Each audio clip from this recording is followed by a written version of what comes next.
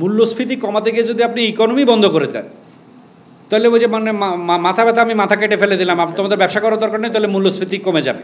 আমাদের ঢাকা চেম্বারের পক্ষ থেকে আমি স্ট্রেট ওয়েজ আপনাকে বলি যে আমরা প্রথমে আমি যেটা বললাম যে ব্যক্তি মালিকানায় বা ব্যক্তিগত কর যে আয়কর যেটা ধরা হয়েছে, এই জিনিসটাকে ওনারা একটু সিম্পলিফাই করতে গিয়ে যে 5%-এর লেভেলটা উঠিয়ে দিয়েছে, এর মধ্যে কিন্তু একটা হিউজ ইম্প্যাক্ট পড়বে আমাদের মিডল ইনকাম গ্রুপ যেই ট্যাক্স পেয়ার্স আছেন তাদের প্রায় 50%-এর উপরে আগামী বছর থেকে ট্যাক্স বেড়ে যাবে।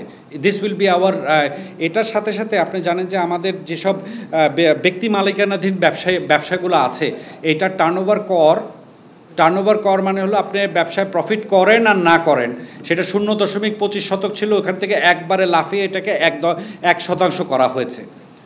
সো আমার এই যে পুরান ঢাকা ভিত্তিক এবং আমার যেই বিজনেস কমিউনিটি, একটা হিউজ কমিউনিটি কিন্তু হলো ব্যক্তি মালিকানায় ট্রেড করেন।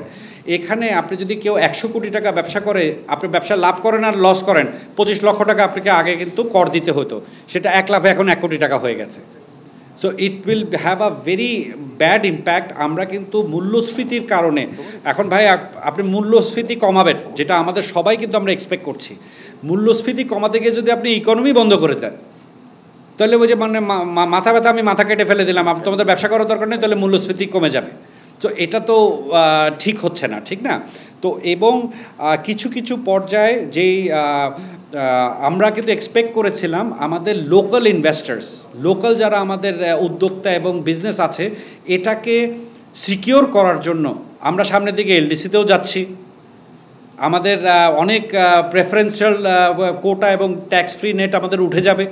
3 বছর কিন্তু মোটেও একটা বড় সময় না।